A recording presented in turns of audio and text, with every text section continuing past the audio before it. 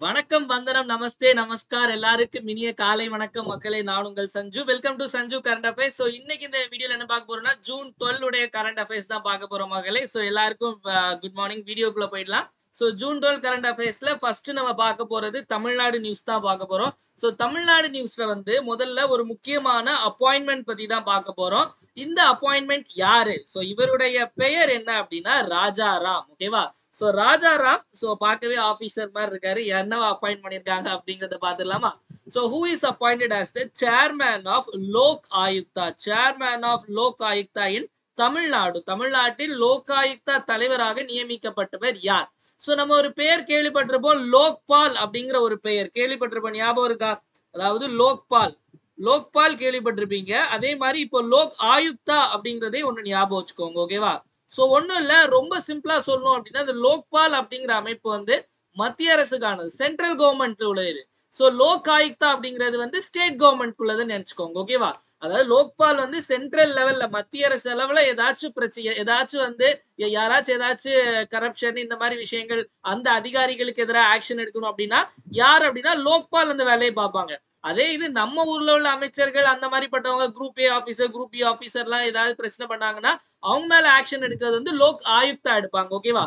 இந்த சட்டம், லோக்பால் சட்டம் எப்போ அப்படின்னா 2013. லோக்பால் மற்றும் லோக் ஆயுக்தா சட்டம் 2013ல கொண்டு வந்தாங்க.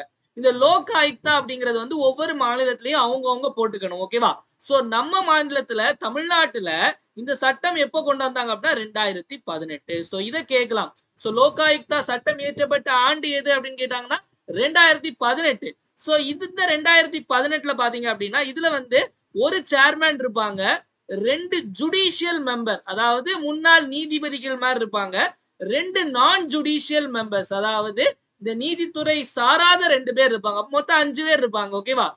இதுல முன்னாள் லோகாயுக்தா தலைவராக இருந்தவர் யார் அப்படின்னா தேவதாஸ் அப்படிங்கிறவர். இந்த ஆப்ஷன் ஏல இருக்காருல, இந்த தேவதாஸ் அப்படிங்கிறவர் தான். இந்த தேவதாஸ் என்ன ஆயிட்டார் அப்படின்னா ஏப்ரல் மாசம் திடீர்னு என்ன ஆயிடுச்சுன்னு தெரியல, அவரு ரிசைன் பண்ணிட்டு போயிட்டாரு. அதனால இப்போதைக்கு கிட்டத்தட்ட ஒரு மாசம் போஸ்டிங்கே போடாம வச்சிருந்தாங்க. இப்ப தற்காலிகமா யாரை நியமனம் பண்ணிருக்காங்க அப்படின்னா ராஜாராம் அவர்களை நியமனம் பண்ணிருக்காங்க. ராஜாராம் அவர்கள் முன்னாள் IAS அதிகாரி. இவர் இந்த 2 நான் ஜுடிஷியல் மெம்பர்ஸ் சொன்னேன்ல, இதுல ஒரு பதவி வகிச்சிட்டு இருந்தவர். சரி, அடுத்தவங்களை அப்பாயிண்ட் பண்ற வரைக்கும் ராஜாராம போட்டுக்கலாம் அப்படின்னு முடிவு பண்ணிருக்காங்க. ஓகேவா? இதுல நமக்கு தமிழ்நாட்டு லோகாயுக்தாவுடைய தற்போதைய தலைவர் யாருன்னு கேட்டாங்கன்னா ராஜாராம். லோக்பாலனுடைய தலைவர் யாரு அப்படின்னு கேட்டாங்க அப்படின்னா AM கன்வில்கர். AM கன்வில்கர் ஞாபகம் இருக்கும்னு நினைக்கிறேன். அஜய் மாணிக்ராவ் கன்வில்கர் அப்படிங்கிறவர் தான் புதிய, அதாவது லோக்பாலனுடைய புதிய தலைவர். இப்ப நமக்கு லோகாயுக்தா ராஜாராம். தேவதாஸ் அப்படிங்கிறவர் முன்னாள் தலைவர். ஓகேவா? பாஸ்கரன் அப்படிங்கிறவர் நம்மளுடைய தமிழ்நாடு நம்ம ஹியூமன் ரைட்ஸ் கமிஷன் இருக்குல்ல, ஹியூமன் ரைட்ஸ் கமிஷனுடைய மனித உரிமைகள் ஆணையம், தமிழ்நாட்டினுடைய மனித உரிமைகள் ஆணையத்தினுடைய தலைவர் தான் பாஸ்கரன். ஜெயரஞ்சன் அப்படிங்கிறவர் யார் அப்படின்னா தமிழ்நாடுடைய திட்டக்குழு இருக்குல்ல, தமிழ்நாடுடைய state planning commission, state planning கமிஷனுடைய வைஸ் சேர்மன், துணை தலைவர். அப்ப தலைவர் யார் அப்படிங்கிற கேள்வி வரும். தலைவர் எப்பவுமே முதல்வர் தான். ஒரு மாநிலத்தினுடைய திட்டக்குழு பிளானிங் கமிஷனுடைய தலைவர் பதவி, அதாவது சேர்மன் பதவி யார் வகிப்பாங்க அப்படின்னா அது முதல்வர் தான் வகிப்பாரு. அப்போ நம்ம மாநிலத்துக்கு முதல்வர் இப்ப யார் அப்படின்னா திரு மு.க. ஸ்டாலின் அவர்கள். வைஸ் சேர்மன் யார் அப்படின்னா இந்த ஜெயரஞ்சன் அப்படிங்கிறவர். ஓகேவா? டன். அடுத்த கேள்வி போயிடலாமா? அடுத்தது நெக்ஸ்ட் நேஷனல் நியூஸ் போயிடலாம். நேஷனல் நியூஸ்ல எத்தனை தலை ஃபேன்ஸ் இருக்கீங்க?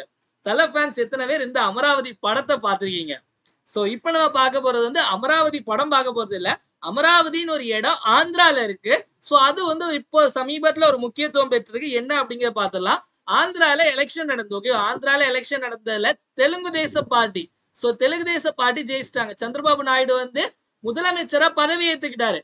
என்ன அப்படின்னா முதல்ல இப்ப நமக்கு முதல்ல ஆந்திரா ஒன்னா இருக்கும்போது இதுல என்ன ஆந்திரா தெலுங்கானா 2ஆ இருக்குமா? அடுத்து ஆந்திரா தெலுங்கானான்னு 2ஆ பிரிஞ்சுது. ஓகே மக்களே, எப்ப பிரிஞ்சுது அப்படின்னா ஜூன் 2, 2014. இந்த டேட் ரொம்ப முக்கியம்.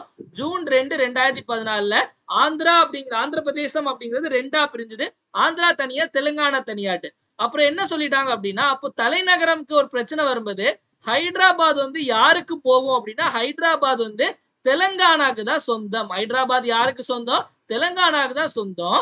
ஆனா ஆந்திர பிரதேஷ் ஒரு 10 வருஷம் நீங்க பயன்படுத்திக்கோங்க. என்ன சொல்லியிருக்காங்க? 10 வருஷம் நீங்களும் அதை தலைநகராக பயன்படுத்திக் கொள்ளலாம். அதை ஒரு வச்சுக்கோங்க. அதுக்கு முன்னாடி நீங்க உங்களுக்கான ஒரு தலைநகரத்தை உருவாக்கிக்கணும் அப்படின்னு சொல்லிட்டாங்க. அப்போ இதுல ஜூன் 2, 2014 அப்படிங்கிறது முக்கியம். 2014 இருந்து 10 வருஷம் நல்லா புரிஞ்சுக்கோங்க. 5 வருஷம் கேட்கலாம். 10 வருஷம் வரைக்கும் 2 பேருக்கும் ஒரே தலைநகரம் தான் ஹைதராபாத். ஓகேவா? இப்ப 2024 வந்துச்சு, முடிஞ்சு போச்சு. அதனால இப்போ புதிய தலைநகரமாட்டு இது அபிஷியலா அனௌன்ஸ் பண்ணல. ஆனா சந்திரபாபு நாயுடு அவர்கள், சந்திரபாபு நாயுடு அப்படின்னு சொல்றவர் யார் அப்படின்னா ஆந்திராவுடைய புதிய முதலமைச்சர். அடுத்து நம்ம பார்ப்போம். அவர் என்ன சொல்லியிருக்காருன்னா அமராவதி தான் இப்போ ஒரே கேபிட்டல் தான். 3 கேபிட்டல்லாம் கிடையாது, ஒரே கேபிட்டல். ஏன்னா இதுக்கு முன்னாடி இருந்த ஜெகன்மோகன் ரெட்டி என்ன சொன்னார் அப்படின்னா நம்ம ஆந்திராவுக்கு 3 கேபிட்டல் வச்சுக்கலாம் அப்படின்னு மாதிரி சொல்லி நிறைய அமராவதி, விசாகப்பட்டினம் இந்த மாதிரிலாம் சொல்லிட்டு இருந்தாங்க. சோ அதெல்லாம் தேவையில்லை. அமராவதி மட்டும் தான் ஒரே தலைநகரம் அப்படிங்கிறது சொல்லியிருக்காங்க. ஓகேவா? அடுத்த போயிடலாம் இன்டர்நேஷனல் நியூஸ்ல. இன்டர்நேஷனல் நியூஸ்ல வந்து இப்போலாம் நமக்கு வந்து இந்த இன்டர்நேஷனல் ஆர்கனைசேஷன், சர்வதேச அந்த லெவல்ல இருக்கக்கூடிய அந்த அமைப்புகள், சர்வதேச அமைப்புகள் பத்தின கேள்வி வருது. அதனுடைய மீட்டிங் எங்க நடந்துச்சு அப்படிங்கிறதையும் நமக்கு கேக்குறாங்க. ஓகேவா? சோ இப்ப நம்ம பார்க்கக்கூடியது என்ன அப்படின்னா பிரிக்ஸ் ஃபாரின் மினிஸ்டர்ஸ் மீட்டிங். ஓகேவா? சோ பிரிக்ஸ் அப்படிங்கிற ஒரு அமைப்பு இருக்கு. அதனுடைய வெளியுறவுத்துறை அமைச்சர்களுடைய மீட்டிங். சோ என்ன நடந்துச்சு அப்படிங்கறத பார்க்கலாம். So where was the BRICS foreign minister meeting 2024 எங்க நடைபெற்றது அப்படின்னு கேக்குறாங்க. BRICS foreign ministers meeting. முதல்ல பிரிக்ஸ் அப்படின்னா என்ன அப்படிங்கறத பார்க்கலாம். ஓகேவா? சோ முதல்ல பிரிக்ஸ் அப்படின்னா என்னன்னா பி ஃபார் பிரேசில், பினா என்ன பிரேசில், ஆர்னா என்ன ரஷ்யா, ஐனா என்ன நம்ம தான், ஐ வந்து இந்தியா. ஓகேவா?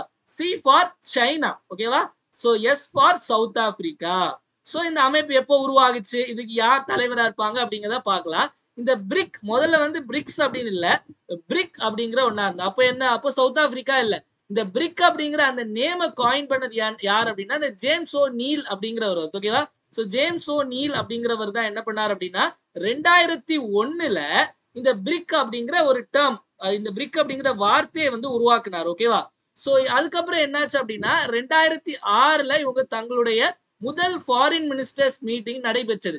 2006ல முதல் வெளியுறவுத்துறை அமைச்சர்கள் கூட்டம் அப்படிங்கிறது நடைபெறுது. 2010ல தான் இது பிரிக்ஸ் அப்படின்னு மாறுது. சோ அப்ப புரியுதா? அப்பதான் வந்து சவுத் ஆப்பிரிக்கா வந்து சேர்றாங்க. அப்போ பிரிக்ஸ் அப்படின்னு ஆனது எப்போ அப்படின்னா 2010. ஓகேவா? சோ இப்ப என்ன முதல்ல இப்ப 5 பேர் தான் இருக்காங்கன்னு பார்த்தோம்ல. இப்போ புதுசா ஒரு 5 உறுப்பினர்கள் சேர்ந்திருக்காங்க. மேபி இனி ஃபியூச்சர்ல இந்த பிரிக்ஸ் அப்படிங்கிற அமைப்பினுடைய பெயர் வந்து மாறுறதுக்கான வாய்ப்புகள் இருக்கு.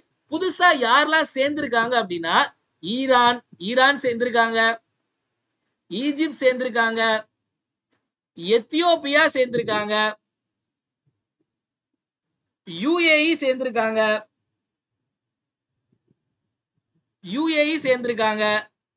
அப்புறம் சவுதி அரேபியா சேர்ந்திருக்காங்க. ஓகேவா? அப்போ மொத்தம் 5 நாடுகள் புதுசா சேர்ந்திருக்காங்க. அப்போ இப்போ வந்து உங்கள்ட்ட பிரிக்ஸ்ல மொத்தம் எத்தனை உறுப்பினர்கள்? 5 அப்படின்னு கேட்டா கிடையாது. பிரிக்ஸோட உறுப்பினர் எண்ணிக்கை 10. பிரிக்ஸோட உறுப்பினர் எண்ணிக்கை 10. ஆக்சுவலி அர்ஜென்டினா வந்து சேரதா இருந்துச்சு. அர்ஜென்டினா அப்புறம் வந்து பிரிக்ஸோட மெம்பர்ஷிப் வேண்டான்னு சொல்லிட்டாங்க. ஓகேவா? சோ அர்ஜென்டினா இந்த 5 கூட ஒன்னா சேர்ந்து 6ஆ சேரதா இருந்து, ஆனா இல்ல லாஸ்ட்ல வந்து இல்ல அப்படிங்கிற மாதிரி கொஞ்ச நாள் முன்னாடி ஆயிட்டு அர்ஜென்டினா கிடையாது. ஓகேவா? சோ அப்போ UAE, Saudi Arabia, Iran, Egypt, Ethiopia இந்த 5 இப்ப பிளஸ் இந்த 5. அப்போ மொத்தம் இப்ப எத்தனை உறுப்பினர் கேட்டாங்கன்னா 10. இதுல இன்னொரு கேள்வி அடிக்கடி கேட்பாங்க. சோ என்ன கேள்வி அப்படின்னா இருங்க நம்ம இதுல இன்னொரு ஸ்லைட்ல எழுதலாம். சோ இன்னொரு கேள்வி பிரிக்ஸ் பத்தி கேட்கலாம். சோ நம்ம வந்து ஆக்சுவலி நம்ம கரண்ட் அஃபேர்ஸை தாண்டி நம்மளுடைய அந்த எக்ஸ்ட்ரா உள்ள பாயிண்ட்ஸ்ல இருந்தா நமக்கு வந்து நிறைய கொஸ்டின் வருது. ஏன்னா அந்த மாதிரி தான் வரும். இப்போ ஒரு கொஸ்டின் கேட்கறாங்க அப்படின்னா அது வந்து டைரக்டா அந்த கொஸ்டின் ஏன் வருது அப்படின்னா அந்த கரண்ட் அஃபேர்ஸ்னால தான் வருது. ஓகேவா? சோ இப்ப பிரிக்ஸ்ல வந்து முக்கியமான ஒரு விஷயம் என்ன அப்படின்னா நியூ டெவலப்மெண்ட் பேங்க் ஒன்னு உருவாக்குனாங்க. நியூ டெவலப்மெண்ட் பேங்க், புதிய வளர்ச்சி வங்கி. நியூ டெவலப்மெண்ட் பேங்க், இந்த புதிய வளர்ச்சி வங்கி யாருடையது அப்படிங்கறத கேட்கலாம் கேள்வி.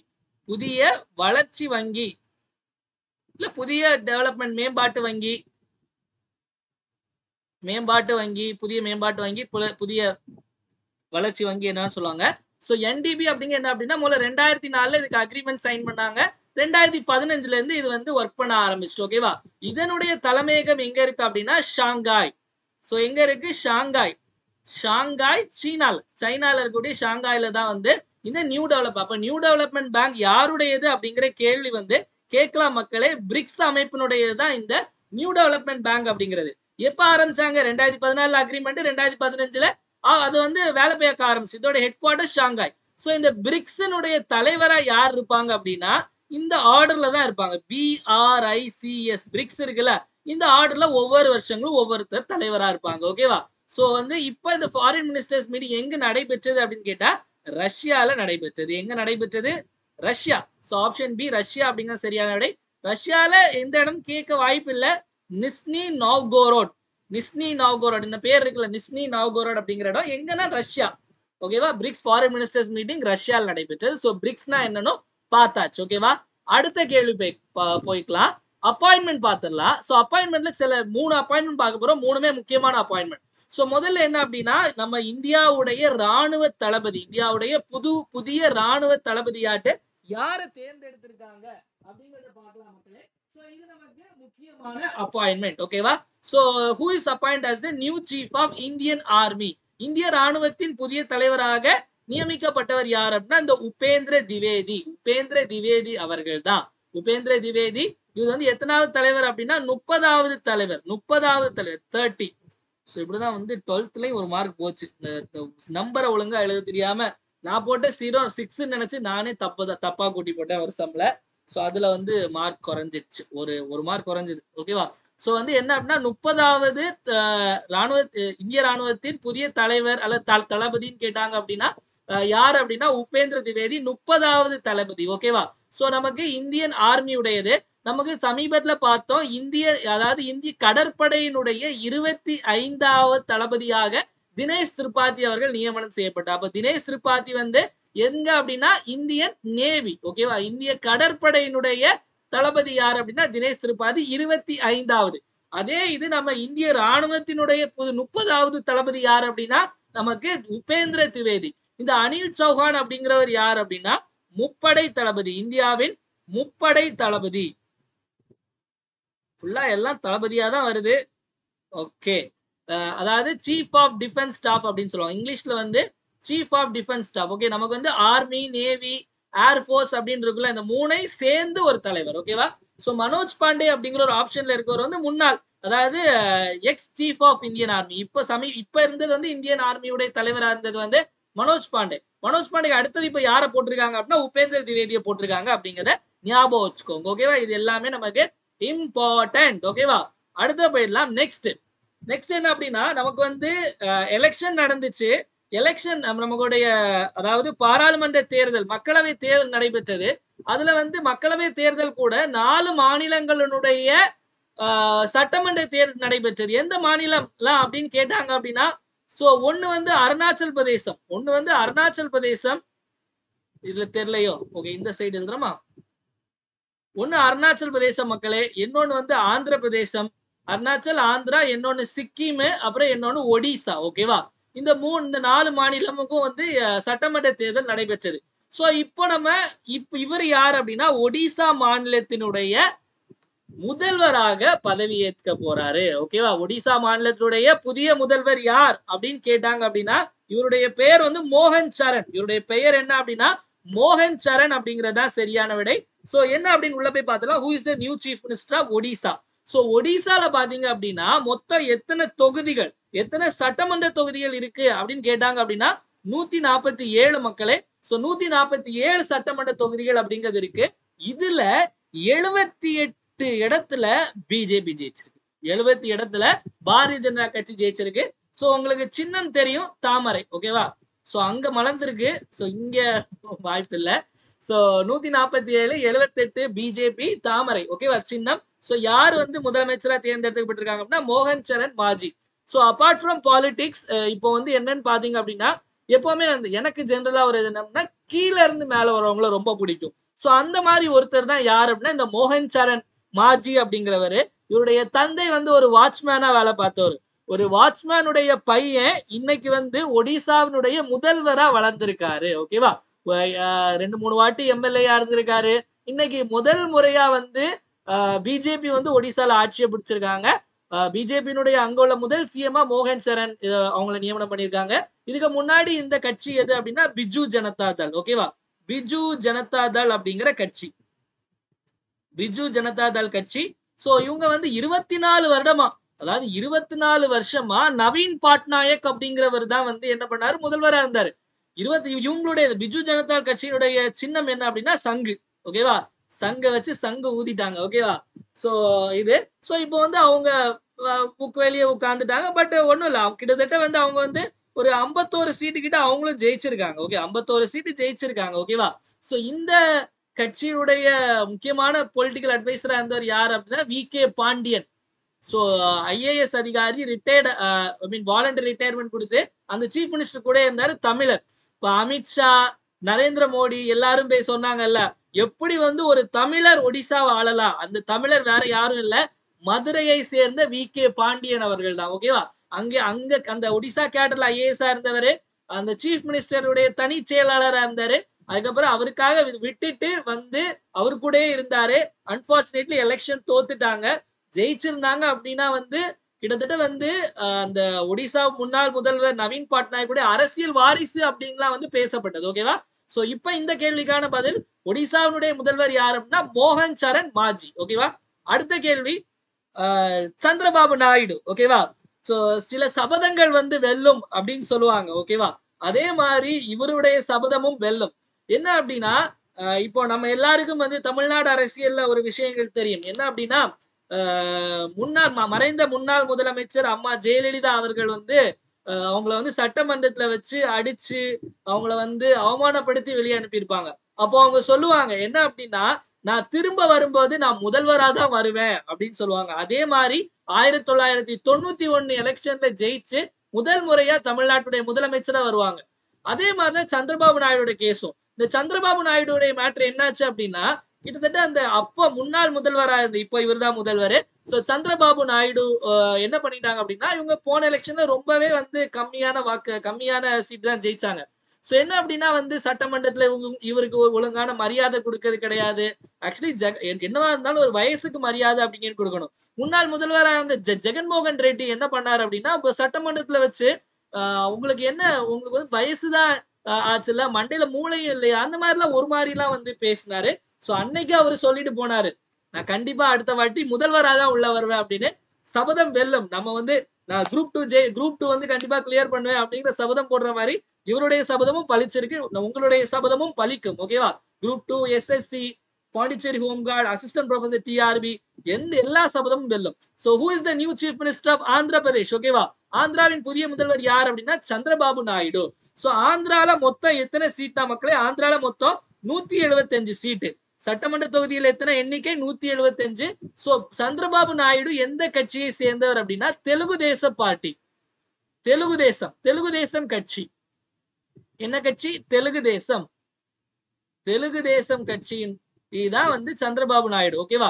இந்த கட்சியினுடைய சின்னம் என்ன அப்படின்னு பாத்தீங்க அப்படின்னா மிதிவண்டி, சைக்கிள், பைசைக்கிள் தான் இந்த கட்சியினுடைய சின்னம். டக்குன்னு ஒரு ஸ்ட்ரைக் ஆயிருக்கணுமே. சைக்கிள் சின்னம் எங்கேயோ நான் படிச்சிருக்கேனே. சமாஜ்வாடி, அதாவது உத்தரப்பிரதேசத்துல சமாஜ்வாடி கட்சி இருக்கு. சமாஜ்வாதி. ஓகேவா? அகிலேஷ் யாதவ் இருக்காருல, சமாஜ்வாடி பார்ட்டியுடைய சின்னமும் சைக்கிள் தான். அப்புறம் எப்படி சார் இவங்களுக்கும் சைக்கிள் அப்படின்னு சொல்லிட்டு உங்களுக்கு சந்தேகம் வந்திருக்கணும். ஓகேவா? வரணும். சோ இது என்ன அப்படின்னா இந்த சமாஜ்வாடி இப்போ வந்து என்ன அப்படின்னா இப்ப நல்லா புரிஞ்சுக்கோங்க. இப்போ திமுக இருக்கு. திமுக உடைய சின்னம் வந்து உதயசூரியன். ஓகேவா? இதே உதயசூரியனை வேற இடத்துல வேற மாநிலங்கள்ல வேற கட்சி பயன்படுத்தலாம். ஓகேவா? ஏன்னா இது ஒரு மாநில கட்சி. தெலுங்கு தேசம் மாநில கட்சி, சமாஜ்வாடியும் ஒரு மாநில கட்சி அப்படின்னு நம்ம எடுக்கும் பட்சத்துல ஒரு மாநில கட்சி அந்த மாநிலத்துக்குள்ள மட்டும்தான் அந்த சின்னத்தை பயன்படுத்துற அவங்களுக்கு அனுமதி இருக்கு. வேற மாநிலத்துல அந்த சின்னத்தை வேற யாருக்கோ கொடுக்கலாம். ஓகேவா?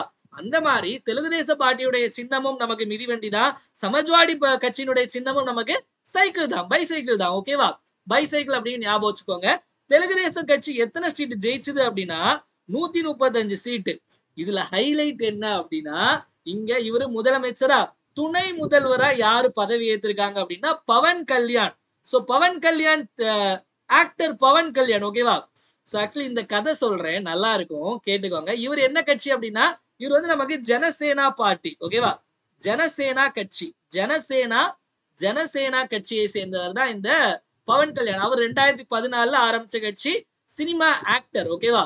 சோ இந்த கட்சியினுடைய சின்னம் என்ன அப்படின்னா கிளாஸ் டம்ளர். ஓகேவா? நமக்கு வந்து இது இருக்குல்ல மக்களே, நம்ம இந்த டீ குடிக்கிற கிளாஸ் இருக்குல்ல, அந்த கிளாஸ் டம்ளர் தான் ஜனசேனா கட்சியுடைய சின்னம். என்ன அப்படின்னா இதுக்கு முன்னாடி யார் இருந்தாங்க அப்படின்னா இந்த ஒய்எஸ்ஆர் காங்கிரஸ். ஓகேவா? So YSR Congress.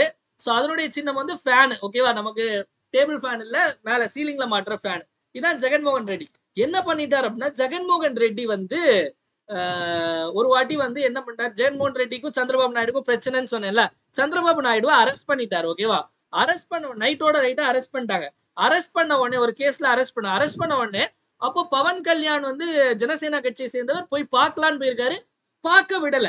சோ இவரு எப்படி நம்ம ஊர்ல வந்து ஒரு ஒரு ஒரு மூவி ஸ்டாருக்கு ஒரு ஒரு விஜய் தளபதி விஜய்க்கு ஒரு கூட்டம் இருக்குமோ அதே மாதிரி பவன் கல்யாணுக்கும் அங்க ஒரு பெரிய ஃபேன் பேஸ் இருக்கு. ஃபேன்ஸ் எல்லாரும் வந்துட்டாங்க. போலீஸோட பேரிகார்ட்ல அடிச்சு உடைச்சிட்டு பவன் கல்யாண் உள்ள போயிட்டாரு. பார்க்க விடலன்னு சொன்ன உடனே கார் மேல ஏறி அப்படியே இப்படி உட்கார்ந்துக்கிட்டாரு. அந்த வீடியோ எல்லாம் நீங்க இன்ஸ்டாகிராம்ல பாத்துருக்கலாம், ரீல்ஸ்ல. உட்கார்ந்துட்டாரு. உட்கார்ந்தவனே என்ன அப்படின்னா இந்த அப்பதான் வந்து என்ன அப்படின்னா அதுக்கப்புறம் தான் இந்த தெலுங்கு தேச கட்சியும் ஜனசேனா கட்சியும் கூட்டணி அறிவிக்கிறாங்க. 2 பேரும் சேர்ந்து ஒன்னா வந்து போட்டி போடுறாங்க.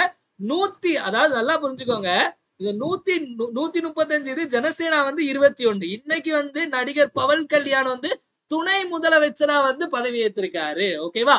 சோ இதுதான் ஆந்திர பிரதேஷுடைய அந்த பாலிடிக்ஸ். ஓகேவா? அடுத்தது நெக்ஸ்ட் வந்து அவார்ட் போயிடலாம். சோ நெக்ஸ்ட் இவர் பாத்தீங்க அப்படின்னா தமிழர் வெள்ளையன் சுப்பையா. இந்த வெள்ளையன் சுப்பையா வந்து நீங்க கேள்விப்பட்டிருப்பீங்க. சோழமண்டலம் பினான்ஸ் எல்லாம் கேள்விப்பட்டிருக்கீங்களா? சோழமண்டலம் டியூப் இன்வெஸ்ட்மெண்ட்ஸ் இதெல்லாம் உடைய ஒரு பொறுப்பாளர்னு வச்சுக்கோங்களேன். இந்த சோழமண்டலம் இவருக்கு வந்து என்ன அவார்டு கொடுத்திருக்காங்க அப்படின்னா, உலகின் அதாவது உலக தொழில் முனைவோர் விருது, world entrepreneur of the year 2024 award goes to Vellaiyan Subbiah. ஓகேவா? சோ 2024ஆம் ஆண்டின் உலக தொழில் முனைவர் விருதை வென்றவர் யார் அப்படின்னா வெள்ளையன் சுப்பையா அப்படின்றத ஞாபகம் வச்சுக்கோங்க. அடுத்து science and tech. Science and tech இது ரொம்ப சிம்பிளான இதா மக்களே. சோ ரொம்ப இதெல்லாம் இது பண்ணீங்கன்னா Vidyut Rakshak was launch by. வித்யுத் ரக்ஷக்னா என்ன அப்படின்னு பாத்தீங்க அப்படின்னா, இந்த ஆர்மி இன்ஜின், அந்த ஆர்மில யூஸ் பண்ற இன்ஜின் எல்லாத்தையும் வந்து ஒரு டிரைவ் பண்ணக்கூடிய ஒரு ஜெனரேட்டர் மாதிரி. அது எதை வச்சு அப்படின்னா இன்டர்நெட் ஆஃப் திங்ஸ் டெக்னாலஜி மூலமா.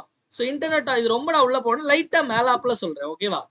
So internet of things IOT அப்படின்னு சொல்லுவாங்க. ஐஓடினா இன்டர்நெட் ஆஃப் திங்ஸ். இப்போ வந்து நம்ம ஆர்டிபிஷியல் இன்டெலிஜென்ஸ் பாக்குறோம்ல, அதே மாதிரி ஐஓடியும் வந்து ஒரு ரோபோட் இல்ல, நம்ம சொல்ற கமாண்ட ஒபே பண்ணி பண்ணக்கூடிய ஒரு டிவைஸ் மாதிரி. ஓகேவா? அந்த ஒரு டெக்னாலஜி. அதே மாதிரி ஒரு டெக்னாலஜியை வந்து இந்த இன்ஜின் எல்லாத்தையும் டிரைவ் பண்றதுக்கு ஜெனரேட் பண்றதுக்கு இந்தியன் ஆர்மில இந்திய ராணுவத்துல வந்து ஒரு இது உருவாக்கி இருக்காங்க. அதனுடைய பேர் தான் வித்யுத் ரக்ஷக். ஓகேவா?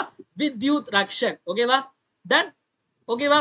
சோ வித்யுத் ரக்ஷக் இந்தியன் ஆர்மியால உருவாக்கப்பட்ட ஒரு engine generator, internet of things மூலமா யூஸ் பண்ணக்கூடியது. இன்டர்நெட் ஆஃப் திங்ஸ்னா ஒண்ணு இல்ல, நம்ம சொல்ற கமாண்ட அது வந்து செய்யக்கூடிய ஒரு ஒரு எபிலிட்டி படைச்ச ஒரு டிவைஸ் மாதிரி நினைச்சுக்கோங்க. ஓகேவா? அடுத்தது சோ நம்ம பார்த்தா இந்தியன் ஆர்மியுடைய புதிய தளபதியா யாரு நியமனம் பண்ணியிருக்காங்க? தளபதின்னு சொன்ன தளபதி விஜய் கிடையாது, தளபதி உபேந்திர திவேதி. ஓகேவா? அடுத்த கேள்வி reports and indices. So container port performance index. ஓகேவா? அதாவது கொள்கலன் துறைமுக செயல்திறன் குறியீடு 2023 எந்த இந்திய நகரம் முதலிடம் வைக்கிறது அப்படின்னா விசாகப்பட்டினம். ஓகேவா? சோ இதை ரிலீஸ் பண்ணது, இந்த ரிப்போர்ட்டை ரிலீஸ் பண்றது வந்து உலக வங்கி. ஓகேவா? வேர்ல்டு பேங்க் தான் இந்த ரிப்போர்ட்டை ரிலீஸ் பண்றாங்க. உலக வங்கி அப்படின்னு சொன்னோடனே அதனுடைய தலைவர் அஜய் பங்கா ஞாபகம் வரணும். ஓகேவா? ஏன்னா இந்திய வம்சாவளியை சேர்ந்தவரு முதலா வந்து உலக வங்கியினுடைய தலைவரை பொறுப்பேற்றிருக்காரு அப்படின்னா முதல் முறை அஜய் பங்கா. சோ இந்த கண்டெய்னர், அதாவது இந்த கண்டெய்னர் போர்ட்லாம் இருக்கும்ல, அதாவது வந்து இந்த கண்டெய்னர் ஏற்றக்கூடிய அந்த துறைமுகங்கள். சோ இதுல எது நல்லா பெஸ்டா பெர்ஃபார்ம் பண்ணுது உலக அளவுல பாத்தீங்க அப்படின்னா, உலக அளவுல ஃபர்ஸ்ட் செகண்ட்லாம் வேண்டாம், உலக அளவுல நம்ம இந்தியாவுடைய இது வந்து 19 இடத்துல இருக்கு. எது அப்படின்னா விசாகப்பட்டினம். ஓகேவா? சோ விசாகப்பட்டினம் தான் சரியான விடை. ஓகேவா? டன். அடுத்த போயிடலாம். நெக்ஸ்ட் ஸ்போர்ட்ஸ் நியூஸ் போயிடலாம். ஸ்போர்ட்ஸ் நியூஸ்ல கார் ரேஸ், இந்த கிராண்ட் பிரிக்ஸ் அப்படின்னு சொன்னாலே இந்த ஃபார்முலா 1 ரேஸ். ஓகேவா? இந்த கிராண்ட் பிரிக்ஸ் அப்படிங்கிற வார்த்தை வந்தாலே கெனடியன் கிராண்ட் பிரிக்ஸ், கனடால நடந்த கார் பந்தயம், இதுல யார் ஜெயிச்சிருக்காங்க அப்படின்னா மேக்ஸ் வெஸ்டபன். எங்க பார்த்தாலும் மேக்ஸ் வெஸ்டபன் அப்படிங்கறதான் ஜெயிப்பார். ஓகேவா? அடுத்தது வந்து இம்பார்ட்டன்ட் டேஸ்ல இன்னைக்கு உலக குழந்தை தொழிலாளர் எதிர்ப்பு தினம். ஓகேவா? சோ என்னை கொண்டாடுறாங்க அப்படின்னா ஜூன் 12. சோ இதனுடைய கருப்பொருள் தீம் என்ன அப்படின்னா let's act on our commitments. Let's act on our commitments. End child labor. இந்த மாதிரி பெருசா இருந்தாலும் கேள்வியில வராது, பட் தெரிஞ்சு வச்சுக்கோங்க. ஓகேவா? மேபி இந்த ஸ்டேட்மெண்ட் வைஸ் கொஸ்டின்ல கேட்கலாம். சோ உங்களுக்கு தமிழ்ல சொல்லணும் அப்படின்னு பாத்தீங்க அப்படின்னா நமது கடமைகளை நிறைவேற்றுவோம். எழுதிக்கோங்க. நமது கடமைகளை நிறைவேற்றுவோம். குழந்தை தொழிலாளர் முறையை ஒழிப்போம். நமது கடமைகளை நிறைவேற்றுவோம். குழந்தை தொழிலாளர் முறையை ஒழிப்போம். ஜூன் 12ஆம் தேதி இன்னைக்கு. ஓகேவா? சோ மக்களை இன்னொரு முக்கியமான விஷயம், group 2 and 2A test series ஆரம்பிச்சிருக்கு. சோ இந்த டெஸ்ட் சீரிஸ்ல நான் ஆல்ரெடி சொன்ன மாதிரி தான், குரூப்ல 500 அட்மிஷன், 500 சீட்ஸ் மட்டும்தான். லாஸ்ட் டேட் ஜாயின் பண்றதுக்கு ஜூன் 18. டெஸ்ட் என்னைக்கு ஆரம்பிக்குது அப்படின்னா ஜூன் 20. சோ இதுல உங்களுக்கு 35 டெஸ்ட் இருக்கும் மக்களே. இதுல 6 ஃபுல் மார்க் டெஸ்ட் வந்துடும். 2 பேட்ச் இருக்கு, general English, general studies, general Tamil, general studies. GS ரெண்டுலயுமே பைலிங்குலா தான் கேள்விகள் இருக்கும். தமிழ்ல இருக்கும், இங்கிலீஷ்ல இருக்கும். ஓஎம்ஆர் ஷீட் உங்க வீட்டுக்கு அனுப்பி விட்டுருவோம் மக்களே. மொத்த ஃபீஸ் பாத்தீங்க அப்படின்னா 1800. இந்த பேட்ச்ல ஜாயின் பண்ணும் அப்படின்னா 9445275642 அப்படிங்கிற நம்பருக்கு 1800 ஜிபே பண்ணிட்டு அதை அப்படியே வந்து ஸ்கிரீன்ஷாட்டை இதே நம்பருக்கு வாட்ஸ்அப்ல அனுப்புங்க. உங்களை வந்து ஒரு 2 டேஸ்ல குரூப்ல ஜாயின் பண்ணி விட்டுரும். ஸோ நல்லபடியா படிங்க மக்களே. ஸோ இந்த டெஸ்ட் கண்டிப்பா யூஸ்ஃபுல்லா இருக்கும். யாரெல்லாம் குரூப் 2, 2A ப்ரிப்பேர் பண்றீங்களோ மறக்காம ஜாயின் பண்ணுங்க. ஓகேவா? ஸோ அதே மாதிரி கரண்ட் அஃபேர்ஸ் மெட்டீரியல் லான்ச் பண்ணியிருந்தோம். நிறைய கேள்விகள் வந்துச்சு நமக்கு குரூப் 4ல. ஜனவரி 2023 இருந்து மே 2024, மே 10 2024 வரைக்கும் உள்ள கரண்ட் அஃபேர்ஸ் மெட்டீரியல். ஸோ மொத்தமா சேர்த்து 555 இங்கிலீஷ் அண்ட் தமிழ்ல இருக்கும். ஸோ இதுவும் நீங்க ஜிபே பண்ணிட்டு ஸ்கிரீன்ஷாட் அனுப்பிச்சுக்கலாம். அது மட்டும் இல்லாம இந்த குரூப் 2 and 2A டெஸ்ட் சீரிஸ்ல இனி மே மாதத்துல இருந்து செப்டம்பர் மாதம் இருக்க வரக்கூடிய கரண்ட் அஃபேர்ஸ் எல்லாமே மாதம் உங்களுக்கு இலவச பிடிஎஃப் வழங்கப்படும். இந்த குரூப் 2 and 2A டெஸ்ட் சீரிஸ்ல சேர்றவங்களுக்கு யூனிட் 8 and 9 மெட்டீரியலும் 1000 question and answers English and தமிழ்ல இருக்கு. 515 ரூபா. சார் எனக்கு இந்த மூணுமே வேணும், அதாவது current affairs unit 8 and 9 material சேர்த்து வேணும் அப்படின்னு சொல்றவங்களுக்கு காம்போ, புதுசா படிக்கிறவங்க குரூப் 2 படிக்கிறவங்களுக்கு காம்போ ஆஃபர் இருக்கு. 1000 வந்து நீங்க பே பண்ணிட்டு ஜாயின் பண்ணிக்கலாம் மக்களே. இதை அனுப்பிச்சுன்னா உங்களுக்கு பிடிஎஃப் வந்து உங்களுக்கு ஷேர் பண்ணிடுவோம். ஓகேவா? சோ இப்போ இவ்வளவு நேரம் பார்த்தோம், ஒரு வாட்டி ரிப்பீட் பார்த்துடலாம். சோ லோகாயுக்தா சேர்மன் யாரு? ராஜாராம் அவர்கள். அடுத்த கேள்வி, ஆந்திராவுடைய தலைநகரம் எது? நமக்கு ஆந்திரா தலைநகரம் Amaravati. BRICS foreign ministers meeting ரஷ்யாவில் நடைபெற்றது. இந்தியன் ஆர்மியுடைய புதிய தளபதி உபேந்திர திவேதி. சீஃப் மினிஸ்டர் ஒடிசா மோகன் சரண் மாஜி. ஆந்திராவுடைய முதல்வர் யாருன்னா Chandrababu Naidu. World entrepreneur of the year யாரு அப்படின்னா வெள்ளையன் சுப்பையா. வித்யுத் ரக்ஷக் அப்படிங்கிறது இந்தியன் ஆர்மியால் தொடங்கப்பட்டது. சோ கண்டெய்னர் போர்ட் பெர்ஃபார்மன்ஸ் இண்டெக்ஸ்ல விசாகப்பட்டினம் தான் முதலிடம் இந்தியால. கனடியன் கிராண்ட் பிரிக்ஸ்ல மேக்ஸ் வெஸ்டபன் ஜெயிச்சாரு. குழந்தை தொழிலாளர் எதிர்ப்பு தினம் வந்து ஜூன் 12. சோ மக்களை வீடியோட எண்டுக்கு வந்தாச்சு. சோ வீடியோ பிடிச்சா மறக்காம லைக் பண்ணுங்க, உங்க ஃப்ரெண்ட்ஸ் எல்லாருக்குமே ஷேர் பண்ணுங்க. வீடியோ யூஸ்ஃபுல்லா நினைச்சீங்கன்னா மறக்காம கமெண்ட் செக்ஷன்ல கமெண்ட் பண்ணுங்க. ஏன்னா உங்களுடைய கமெண்ட்ஸ் தான் என்னுடைய பூஸ்ட், போனிட்டா, ஹார்லிக்ஸ், மைலோ, காம்ப்ளான் எல்லாமே. அதனால மறக்காம கமெண்ட் செக்ஷன்ல கமெண்ட் பண்ணுங்க மக்களே. மீண்டும் நாளைக்கு காலையில 7 மணி கரண்ட் அஃபேர்ஸ் கிளாஸ் சந்திப்போம். நன்றி, வணக்கம். இந்த நாள் இனிய நாளாக அமையட்டும். வாழ்க தமிழ், வளர்க தமிழ்நாடு.